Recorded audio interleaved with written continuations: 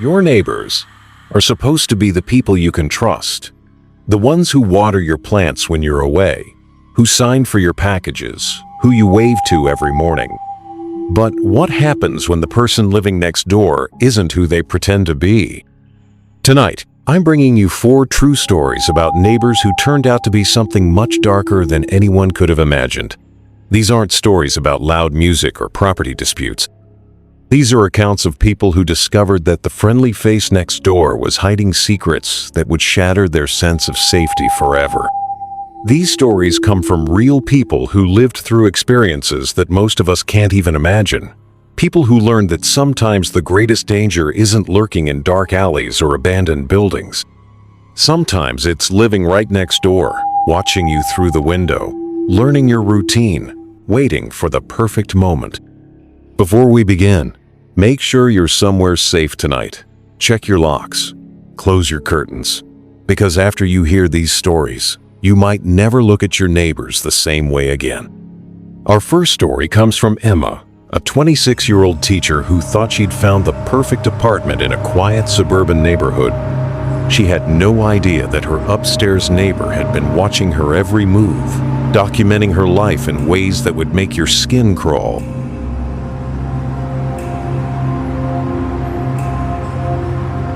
My name is Emma, and I need to tell you about the neighbor who made me afraid to be in my own home. In September 2019, I moved into a 2-story duplex in what seemed like the perfect neighborhood in Columbus, Ohio.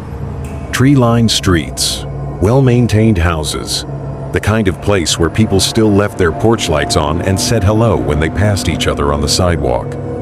I had the bottom floor, and my upstairs neighbor was a man named David Crane.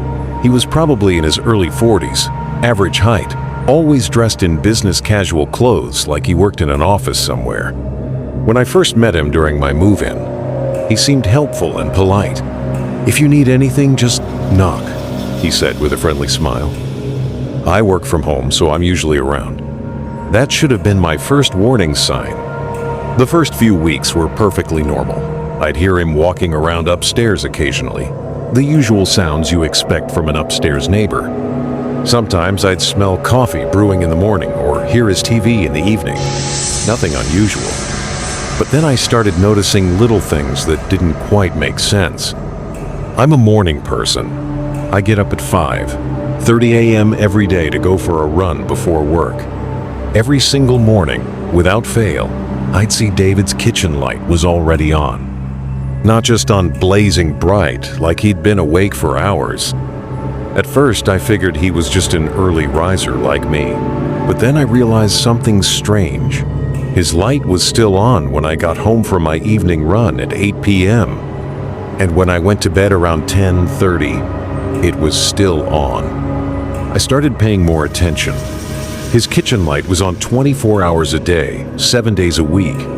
I never once saw it turned off. When does this guy sleep?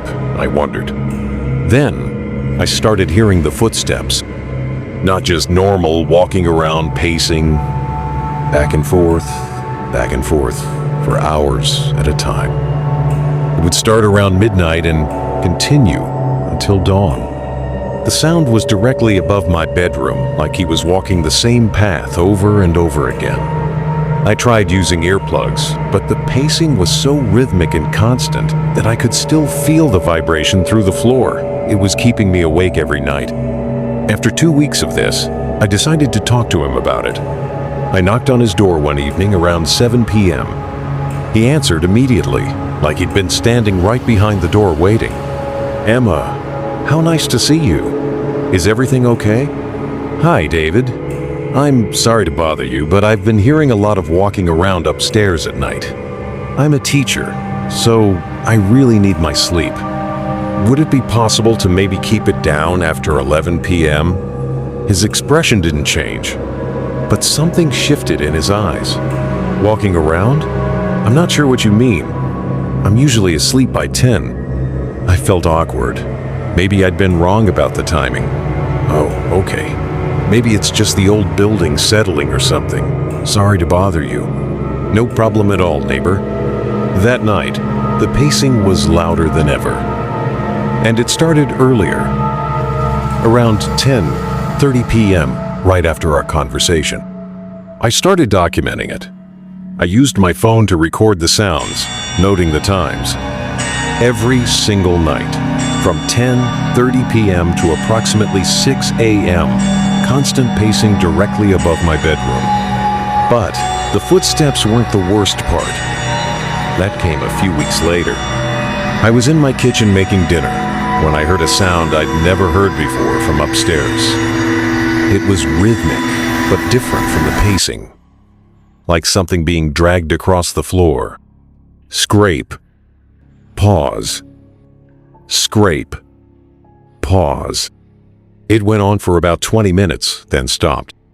The next morning, I was getting ready for work when I heard it again. But this time, I realized the sound was moving in a pattern. It would start at what I assumed was his front door, move through the apartment, and end directly above my bedroom, like he was dragging something from room to room. That weekend, I decided to do some investigating. David's car wasn't in the driveway, so I figured he was out. I went into my backyard and looked up at his windows. What I saw made my blood run cold. Every single window had heavy blackout curtains, but they weren't quite closed all the way.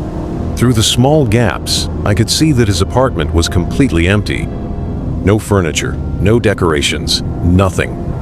Except in the room directly above my bedroom. That room had something that looked like a desk or table, and the walls appeared to be covered with papers or photographs. I couldn't see clearly, but there seemed to be dozens of them covering every inch of wall space. I was trying to get a better look when I heard a car door slam. David was back. I quickly went inside, my heart racing. What kind of person lives in a completely empty apartment except for one room covered in papers? That night, I barely slept. The pacing started right on schedule, but now I couldn't stop thinking about that room above my bedroom. What was up there? What was he doing during those long hours of walking back and forth? The next few days, I became obsessed with figuring out what was going on upstairs. I started noticing more strange things. David never got mail, ever. I'd see the mailman deliver to every apartment in the complex, except his. He never took out trash.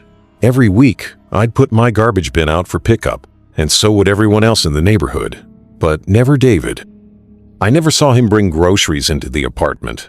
No delivery trucks, no takeout, nothing. It was like he wasn't actually living there. One evening, I was in my bedroom when I heard a new sound from upstairs. It was faint, but it sounded like whispering. I pressed my ear to the ceiling and listened carefully. It was definitely David's voice, but he was speaking so quietly I couldn't make out words. It sounded like he was having a conversation, but I never heard another voice responding. This went on for hours. Quiet, constant whispering, interrupted only by the occasional scraping sound. I was starting to think David might have some kind of mental illness. The sleepless nights, the empty apartment, the strange behaviors. Maybe he needed help. But then something happened that changed everything. I came home from work one Thursday evening and found a manila envelope slipped under my front door. My name was written on it in block letters. Inside were photographs, dozens of them. They were all of me. Pictures of me leaving for work in the morning. Pictures of me coming home. Pictures of me in my kitchen, taken through my window. Pictures of me in my bedroom, getting dressed. Some of the photos were taken from angles that should have been impossible, like from inside my apartment. At the bottom of the stack was a handwritten note. "You're beautiful when you sleep. Room 14B has the best view." I called the police immediately. When the officers arrived, I showed them the photographs and told them about David's strange behavior. They agreed to go upstairs and talk to him. They knocked on his door for 10 minutes. No answer. "His car's in the driveway," one officer said. "He should be home." They knocked, louder. Still nothing. Finally, they contacted the property manager to let them in with a master key. What they found upstairs will haunt me forever. The apartment was indeed completely empty, except for the room above my bedroom. That room was set up like some kind of surveillance center. The walls were covered with hundreds of photographs of me, photos taken over months, documenting my daily routine in obsessive detail. Times written on each one, notes about my schedule, my habits, my patterns. There was a hole cut in the floor, directly above where my bed was positioned. A small camera was mounted there, giving a perfect view of my bedroom. But the most disturbing part was the timeline on one wall. It showed my daily schedule mapped out for weeks in advance, with notes about when I'd be home alone, when I'd be asleep, when I'd be most vulnerable. At the bottom of the timeline, in red ink, was written, Phase 2 begins November 15th. November 15th was 3 days away. David was nowhere to be found. His car was in the driveway, but he had vanished completely. The police searched the entire building and the surrounding area. They found evidence that he'd been entering my apartment regularly while I was at work. He'd been going through my belongings, my mail, my personal items. They also found journals filled with detailed observations about my life. What time I woke up, what I ate for breakfast, what I wore to work, who I talked to on the phone. Months of documentation, written in meticulous handwriting. But David himself was gone, like he'd never existed. The investigation revealed that David Crane wasn't his real name. The lease had been signed with fake identification, and the background check had been falsified. Nobody knew who he really was. The police found evidence connecting him to similar cases in 3 other cities. Young women living alone who had reported feeling watched, finding mysterious photographs, discovering their apartments had been entered. In each case, the suspect had disappeared right before what appeared to be a planned escalation. I moved out that same week. I couldn't stay in that apartment knowing that someone had been watching me sleep, documenting my life, planning something terrible. The police never found David, or whatever his real name was. The case is still open, but they suspect he's moved on to another city, another victim. I live in a high-security building now, with cameras and a doorman. I check for hidden cameras regularly. I vary my routine so no one can predict my patterns.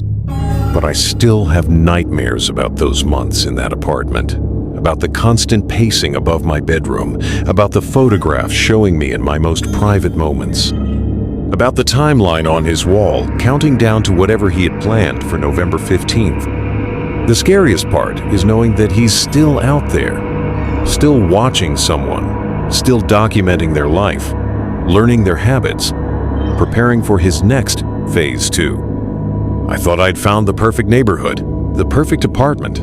Instead, I'd moved in below a predator who had turned stalking into an art form. Your neighbors are supposed to make you feel safe. They're supposed to be the people you can trust when you're vulnerable. But sometimes, the person living closest to you is the one you should fear the most. If you're living alone, pay attention to the signs. Notice if someone knows too much about your routine. Trust your instincts if something feels wrong. Because sometimes, the friendly neighbor who offers to help is really just studying you, learning your weaknesses, waiting for the perfect moment to strike. David may have disappeared, but I know he didn't stop. He just found a new apartment, a new victim, a new timeline to create. And somewhere out there, another woman is living below him, unaware that every move she makes is being watched, documented, and planned for. The neighbor who never slept wasn't the victim of insomnia. He was a predator who spent his nights studying his prey. And I was almost Phase 2.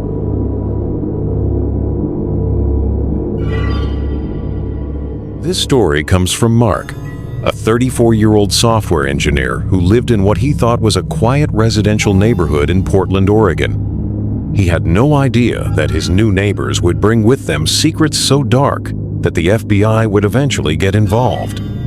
My name is Mark, and I want to tell you about the family that should never have existed.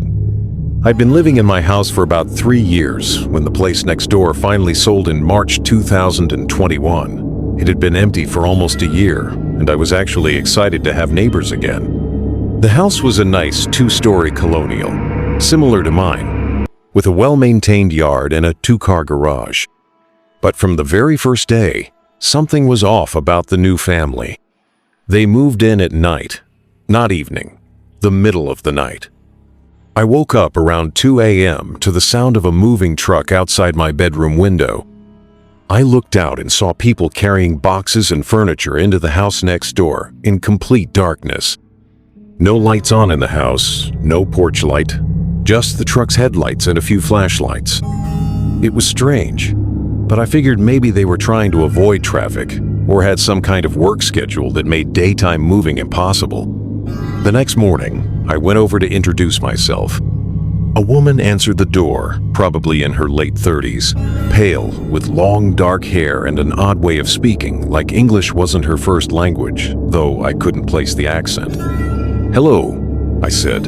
"I'm Mark, your next-door neighbor. Just wanted to welcome you to the neighborhood." She stared at me for a long moment, without speaking. Then she said, "We prefer to keep to ourselves. Thank you." And she closed the door. Okay, I thought. Not the friendliest, but maybe they're just tired from moving. Over the next few weeks, I started noticing weird things about this family. First, they were completely nocturnal. I never saw any of them during daylight hours. Not once. No one leaving for work, no kids going to school. No one checking the mail or doing yard work during the day. But at night, they were very active.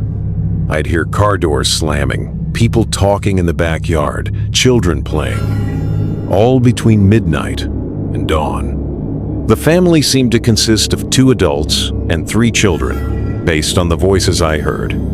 But I never got a clear look at any of them except the woman who'd answered the door that first day. Second, they never turned on any lights. Ever. I'd see movement through their windows at night, shadows passing by. But the house was always completely dark. Even their porch light stayed off. It was like they were living in darkness on purpose. Third, they got a lot of deliveries, but not normal deliveries. Large boxes arrived at odd hours, always left by unmarked trucks. No UPS or FedEx, just plain white or black vehicles that would pull up, drop off packages, and leave quickly. The deliveries always happened between 2 and 4 a.m. I started paying more attention because, honestly, I was curious. Who lives like this? One night in early April, I was having trouble sleeping and decided to work in my home office, which has a window facing their backyard. Around 3 a.m., I saw something that made me question what I was seeing. The family was in their backyard, all of them. 2 adults and 3 children, just like I'd thought. But they were digging. Not gardening. Digging. Deep holes in what had been a perfectly good lawn. They worked in complete silence, using shovels and other tools I couldn't identify in the darkness. The children, who couldn't have been more than 10 or 12 years old, were digging just as vigorously as the adults. This went on for hours. By the time the sun started to rise, they dug at least 6 large holes in their backyard, each one several feet deep. Then they all went inside, and the yard was quiet. The next night, they were back out there. But this time, they were filling the holes with large, heavy-looking bags. I tried to convince myself it was something innocent. Maybe they were installing a septic system, or planting trees, or doing some kind of major landscaping project. But something about it felt wrong. The secrecy, the darkness, the way they worked in complete silence, like they were afraid of being heard. A few nights later, I was woken up by a smell. It was faint at first, but it got stronger as the night went on. Sweet and rotting, like garbage that had been sitting in the sun for days. The smell was coming from next door. By morning, it was so strong I could barely open my windows. I thought about calling the city about a possible health code violation, but I didn't want to be that neighbor who calls in complaints right away. I decided to give them the benefit of the doubt. That was a mistake. The smell continued for 3 more days, getting progressively worse. On the 4th day, it suddenly stopped. Just like that, the air was clean again. But that night, I noticed something new. There were fresh holes being dug in their backyard. The cycle was starting over. I started documenting everything, taking photos through my window, writing down times and descriptions of what I saw. I wasn't sure why, but my instincts were telling me this wasn't normal. A week later, I was working late when I heard voices from next door. Not the usual quiet murmurs, actual conversation. And for the first time, I could make out some words. They weren't speaking English. It wasn't Spanish or French or any language I recognized. The sounds were harsh, guttural, with lots of consonants that seemed impossible to pronounce. But the strangest part was that all 5 voices, the 2 adults and 3 children, were speaking in perfect unison, like they were reciting something together. This went on for about an hour, then stopped abruptly. The next morning, I found something that made my blood run cold. There was an envelope slipped under my front door. Inside was a single piece of paper with a message written in the same strange symbols I'd heard them speaking. At the bottom, in English, was a translation: "Stop watching, or join the others in the ground." I called the police immediately. The officers who responded took my report seriously, especially when I showed them the photos I'd taken of the nighttime digging and the threatening note. They agreed to do a welfare check on the family next door. When they knocked on the door that afternoon, no one answered. They knocked louder, identified themselves as police, and still got no response. One officer walked around the house and reported that all the windows were covered with heavy material from the inside, making it impossible to see in. They came back with a warrant the next day. What they found inside that house is something I'll never forget, even though I wasn't allowed to see it myself. The house was set up like some kind of laboratory. The main floor had been converted into a workspace with tables, equipment, and containers I couldn't identify. The basement had been excavated much deeper than it should have been, creating a large underground room with stone walls and a dirt floor. And the backyard. The police brought in ground-penetrating radar and cadaver dogs. They found 17 buried containers in the yard. Some were recent, some had been there for months. I won't tell you what was in those containers because the police asked me not to share those details. But I will say that the FBI got involved immediately, and the case was classified as a federal investigation. The family had vanished completely. No trace of where they went. No forwarding address. Nothing left behind except the equipment in the house and whatever was buried in the yard. The investigation revealed that the house had been purchased with cash using fake identities. The family had no employment records, no school enrollments for the children, no medical records, nothing that would indicate they'd ever existed in the legal system. But they had existed. I'd seen them, heard them, received a threatening note from them. The FBI found evidence connecting them to similar cases in 4 other states. Houses purchased in remote or quiet neighborhoods, always with cash, always under false names. Neighbors reporting strange nighttime activities, unusual smells, and then sudden disappearances.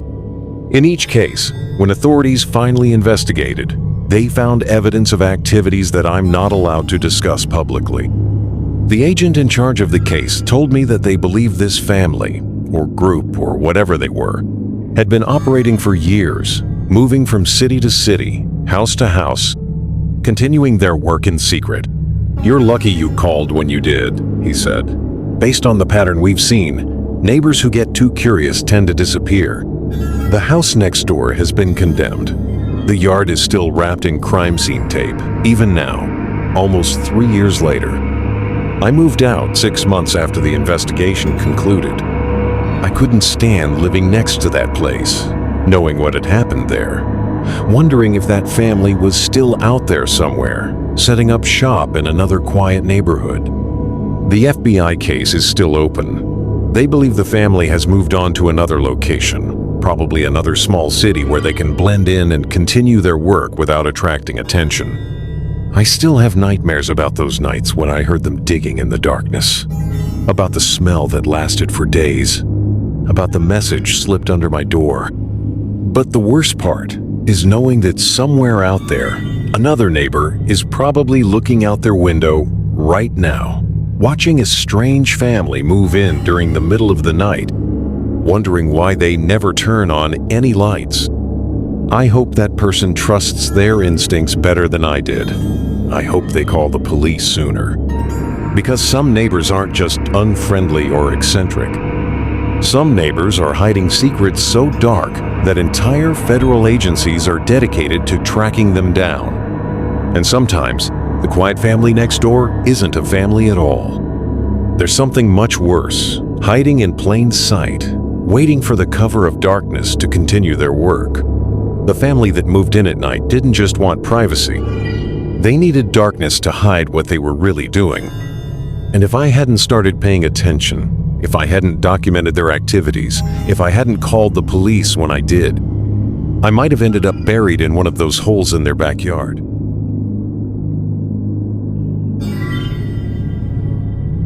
Our third story comes from Lisa, a 29-year-old graphic designer who thought she'd found an amazing deal on a studio apartment in Chicago. She had no idea that the building's other tenants were part of something so sinister that it would take a SWAT team to end it. My name is Lisa, and I need to tell you about the apartment building where I was the only real tenant. In August 2020, I was desperately looking for a new place to live in Chicago.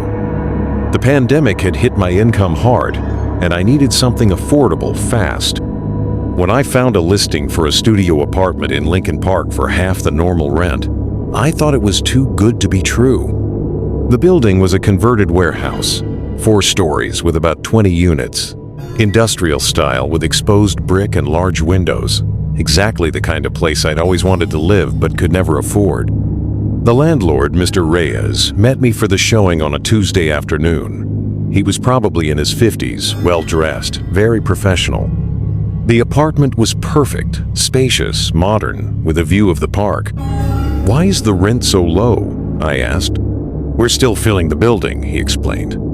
"I'd rather have good tenants at a lower rate than deal with problems." It made sense. I signed the lease that day. Moving in was easy, almost too easy. Mr. Reyes had movers ready to help, offered to waive the security deposit, even provided some basic furniture at no extra cost. "I want all my tenants to feel at home immediately," he said. The first few weeks were great. The apartment was everything I'd hoped for, and my neighbors seemed quiet and respectful. I'd see people in the hallways occasionally, mostly young professionals like me. Everyone friendly, but not overly social.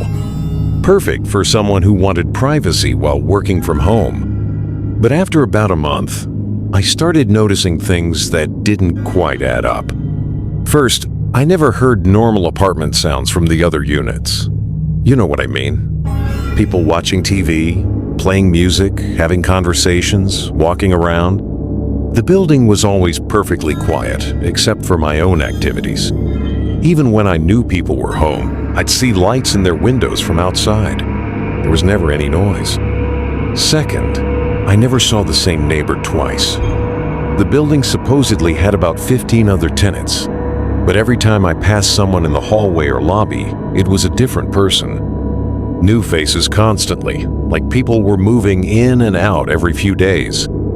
Third, everyone had the exact same schedule. Every morning at 8 a.m., I'd hear multiple front doors opening and closing as people left for work.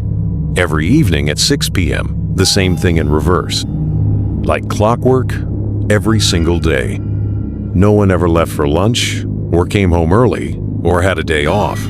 Everyone followed the identical routine. I started paying more attention to the patterns.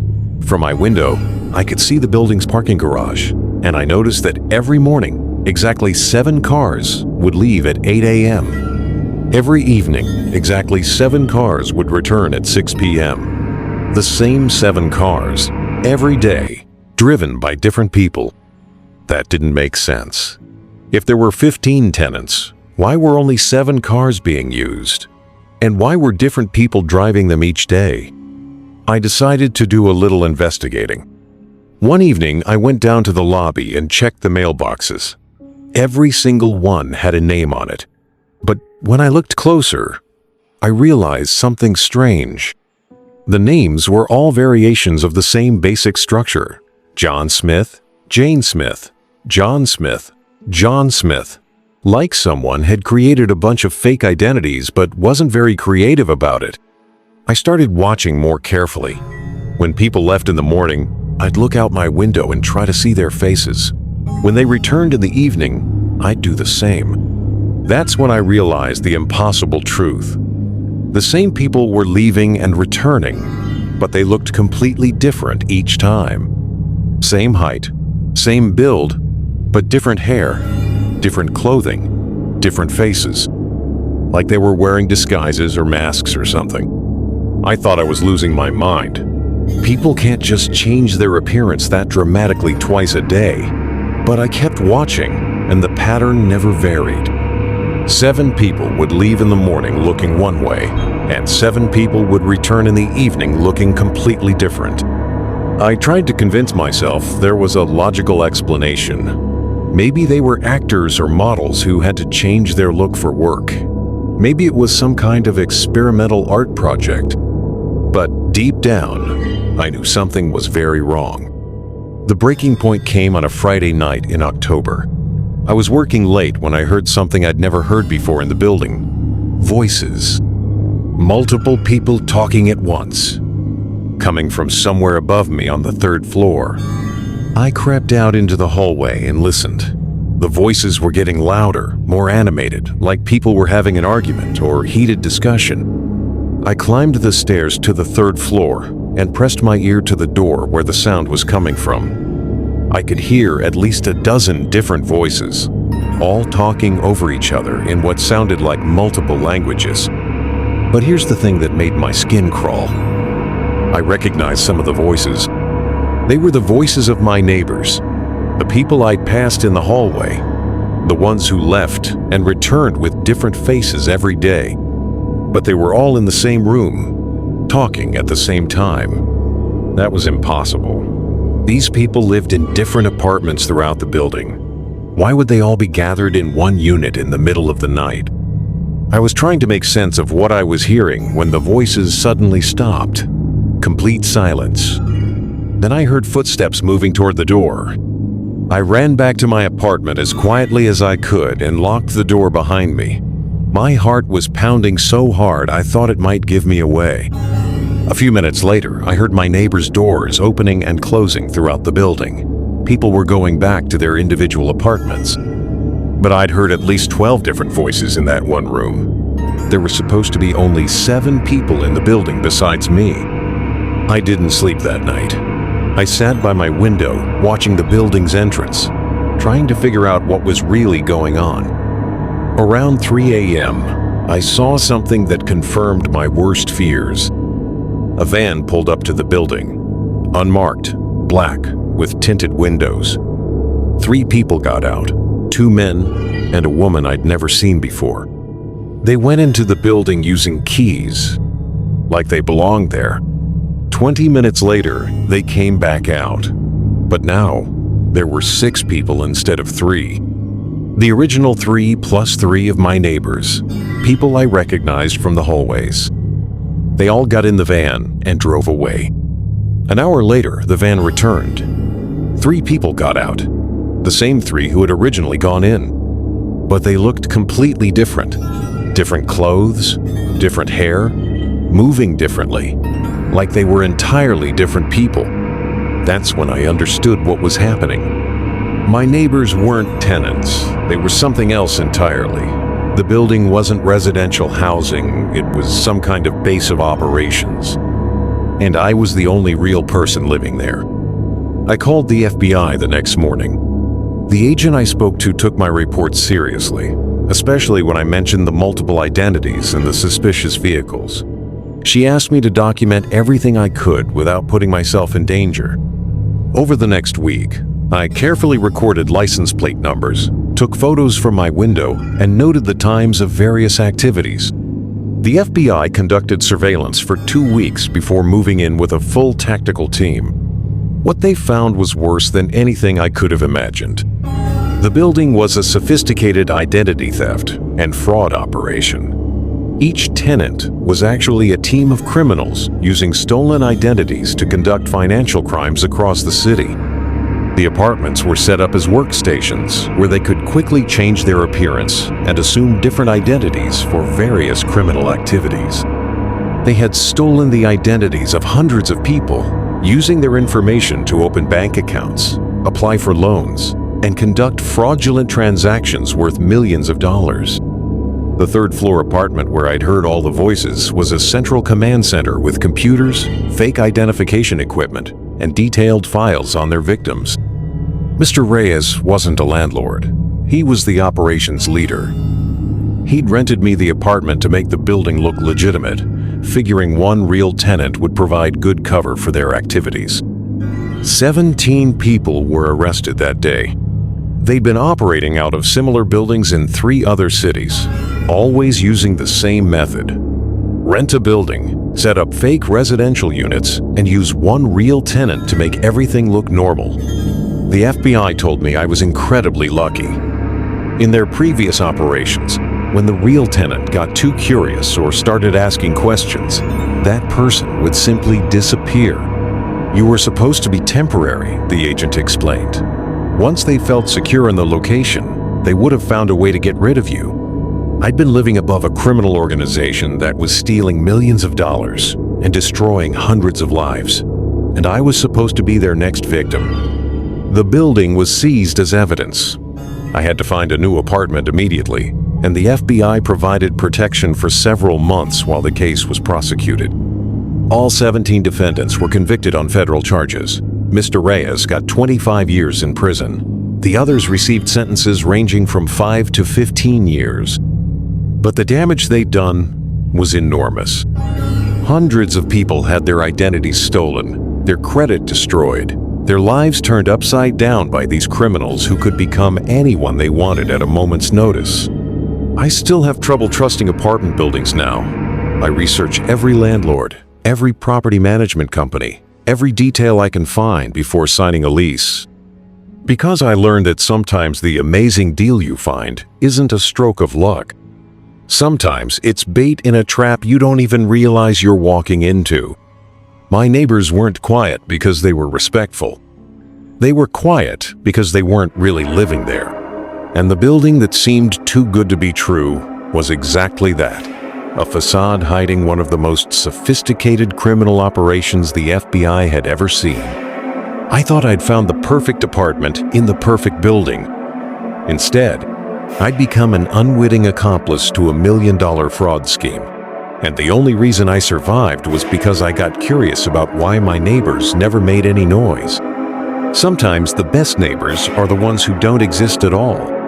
Because when they do exist, when they're real people with real criminal intent, you might be the only thing standing between them and their next victim. And that's a position you never want to be in.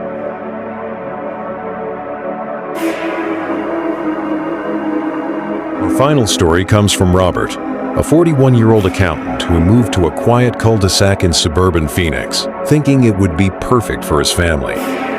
He had no idea that the house across the street was home to something so disturbing that Child Protective Services would eventually need FBI assistance to handle the case.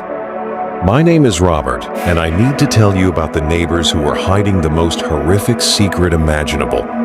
In May 2022, my wife Sarah and I moved to a beautiful neighborhood in Scottsdale with our 2 young daughters, ages 6 and 8. The street was perfect. Well-maintained homes, manicured lawns. The kind of place where kids could ride their bikes safely and parents could let them play outside without worry. Our house was a 2-story colonial at the end of a cul-de-sac, with a perfect view of the entire street from our front windows. Directly across from us was a large house that looked exactly like all the others. Same style, same landscaping, same suburban perfection. The house was owned by a couple named William and Margaret Foster. They appeared to be in their late 40s, well-dressed, professional-looking. William worked in real estate, and Margaret claimed to be a nurse at a local hospital. When we first moved in, they seemed like ideal neighbors. They brought us a welcome basket with homemade cookies and local restaurant recommendations. They were polite, friendly, and kept their property immaculate. But there was something about them that felt rehearsed, like they were playing roles they'd practiced. The first thing I noticed was how much they knew about children, despite claiming they'd never had any of their own. "Your daughters are beautiful," Margaret said during our first conversation. "The 8-year-old Emma, right? She has such expressive eyes. And little Sophie looks just like her mother." I hadn't told her my daughter's names or ages. When I mentioned this to Sarah later, she brushed it off. "Small neighborhood," she said. "Word travels fast." But it bothered me. How did Margaret know so much about my family when we'd literally just moved in? Over the next few weeks, I started paying more attention to the Foster house. What I observed was deeply unsettling. They had children living there. I could hear them. At night, when the neighborhood was quiet, I'd hear the sounds of kids playing in their backyard, laughing, running around, the unmistakable noise of children having fun. But I never saw any children, ever. During the day, the house was silent. No kids playing outside, no toys in the yard, no evidence that children lived there at all. But every night around 8 p.m., I'd hear those sounds from their backyard. Multiple children, different ages based on their voices, playing games and talking. I asked William about it one day when I saw him getting his mail. "Do you have family visiting? I hear kids playing in your backyard sometimes." His expression changed instantly. The friendly mask slipped for just a moment, and I saw something cold and calculating in his eyes. "We don't have children," he said firmly. "You must be hearing the TV. Margaret likes to watch family movies in the evenings." But I knew what I was hearing. Those weren't TV sounds. They were real children's voices, coming from real kids playing in their yard. I started documenting the sounds. Every night, I'd listen carefully and write down what I heard. The pattern was always the same. Children's voices from approximately 8 p.m. to 10 p.m., then complete silence. But the voices weren't always the same children. Some nights I'd hear what sounded like toddlers, high-pitched giggles, and baby talk. Other nights, older kids having more complex conversations. It was like they had different groups of children rotating through their house. One evening in late June, I decided to investigate more directly. After dark, I walked my dog past their house and tried to see into their backyard. The yard was enclosed by a tall wooden fence, but there was a small gap between two boards where I could peek through. What I saw made my blood freeze. There were children in the yard, at least 6 of them, ranging in age from maybe 4 to 12 years old. They were playing, but something was wrong with the scene. The children were all wearing identical gray clothing, like uniforms. They weren't playing normal childhood games. They were moving in patterns, like they were following very specific instructions. And they were completely silent. I could see their mouths moving, but no sound was coming out. It was like watching a movie with the audio turned off. Margaret Foster was standing on the back porch, watching them. She wasn't interacting with the children or supervising their play in a normal way. She was just staring at them with an expression I can only describe as predatory.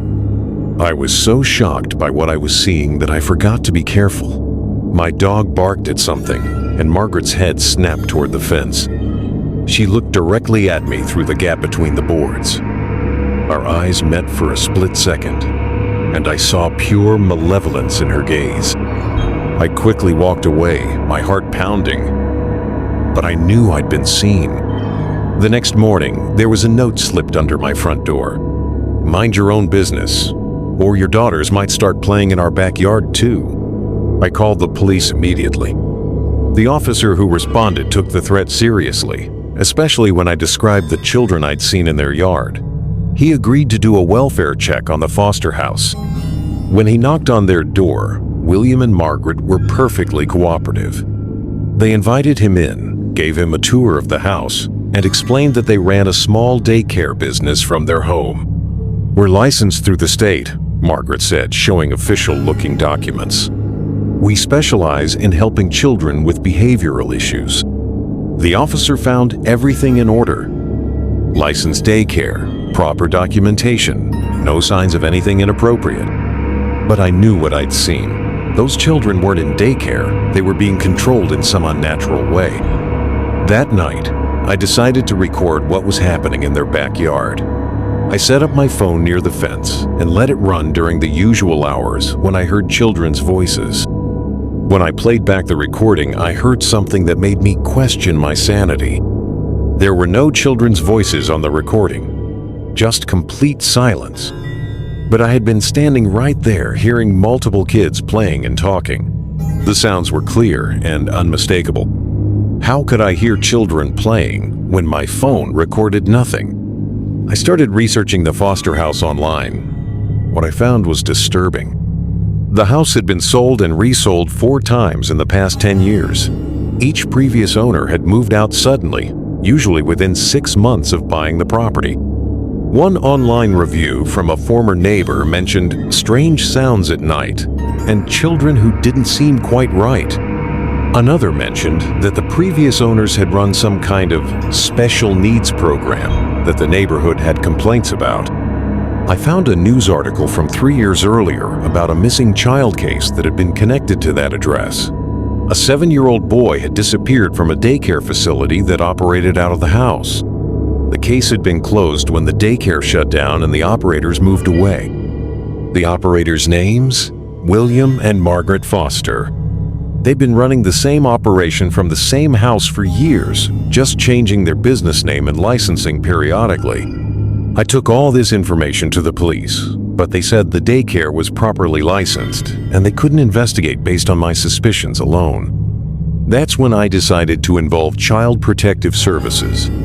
The CPS worker who took my call was initially skeptical, but when I mentioned the licensing irregularities and the missing child case, she agreed to conduct an unannounced inspection. 3 days later, a team of CPS workers and police arrived at the foster house at 2 p.m. on a Tuesday afternoon. What they found there will haunt me for the rest of my life. The house had been set up as an illegal foster care operation. There were 12 children living there, ranging in age from 3 to 14 years old. But these weren't ordinary foster children. They had all been systematically abused and conditioned to be completely obedient. They couldn't speak above a whisper, couldn't make eye contact with adults, and followed complex behavioral protocols that had been drilled into them through months or years of psychological manipulation. The children slept in a basement room with no windows, ate meals on a strict schedule, and were only allowed outside during specific evening hours, which explained why I'd only heard them playing at night. The reason my phone hadn't picked up their voices was because they'd been trained to communicate through whispers and gestures that were too quiet for electronic recording. But the worst discovery was in Margaret's office. She had detailed psychological profiles on each child, documenting their fears, traumas, and weaknesses. She'd been using this information to systematically break down their personalities and rebuild them as completely compliant victims. The children weren't just being abused. They were being psychologically destroyed and rebuilt into something inhuman. William and Margaret Foster weren't their real names. They were part of a network that specialized in acquiring children through fake foster care programs and therapeutic facilities, then selling them to buyers who wanted completely obedient victims. The FBI got involved immediately. This wasn't just child abuse. It was human trafficking on an organized scale. During the investigation, they discovered that the Fosters had operated similar facilities in 6 different states over the past 15 years. They'd move to a new location every few years, establish fake credentials, and continue their operation. The children found in their house had been reported missing from various locations across the country. Some had been missing for over 2 years. All 12 children were taken into protective custody and placed in legitimate therapeutic care. It took months of intensive treatment for most of them to begin speaking normally again. William and Margaret Foster were convicted on federal trafficking charges and sentenced to life in prison without parole. But the investigation revealed something even more disturbing. There were at least 20 other children who had passed through their facility over the years and were never recovered.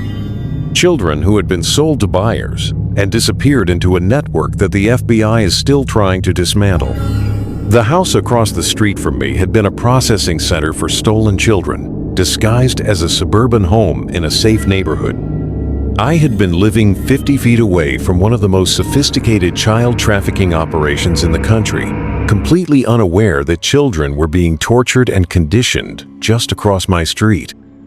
My own daughters had been playing in our front yard, visible from the Foster house, while predators watched them and planned ways to add them to their collection. The note I'd received, "Your daughters might start playing in our backyard too," hadn't been an idle threat. It had been a promise. We moved out of that neighborhood within a month. I couldn't stand looking at that house, knowing what had happened there, wondering how many children had suffered just yards away from where my family slept peacefully. The case made national news, but most of the details were kept confidential to protect the victims. The public never learned how extensive the operation was, or how many children had been destroyed by these monsters. I still have nightmares about those silent children in gray uniforms, playing games they'd been trained to play, whispering so quietly that their voices couldn't be recorded. I think about the children who were never found, who are still out there somewhere, having their personalities systematically destroyed by people who see them as products to be manufactured and sold. The scariest part is that the Fosters looked completely normal. They were polite, well-dressed, professional people who fit perfectly into suburban life. If I hadn't gotten curious about the sounds in their backyard, if I hadn't investigated further, those 12 children might still be trapped in that basement, being prepared for sale to the highest bidder. And my own daughters might have joined them. Sometimes the most dangerous neighbors are the ones who seem the most normal, because real monsters don't look like monsters. They look like the friendly couple across the street who brings you cookies and keeps their lawn perfectly maintained. They look like people you'd trust with your children. And that's exactly what makes them so terrifying.